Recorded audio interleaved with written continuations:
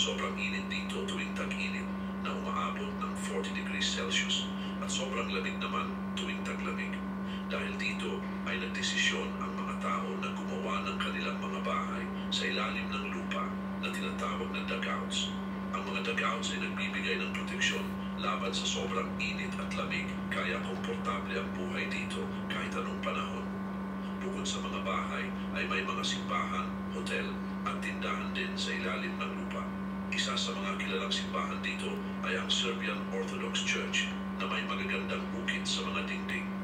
Ang Desert Cave Hotel naman ay nagbibigay ng kakaibang karanasan sa mga turista na gustong maranasan ang pamumuhay sa ilalim ng lupa. Kaugnay din nito, ang pangunahing hanap buhay sa Coober Pedy ay ang pagmimina ng opal. Ang opal ay isang mamahaling bato na may iba't ibang kulay.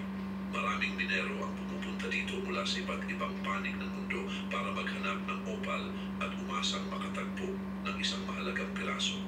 Ang pagmimina ng opal ang nagbibigay ng trabaho sa mga tao dito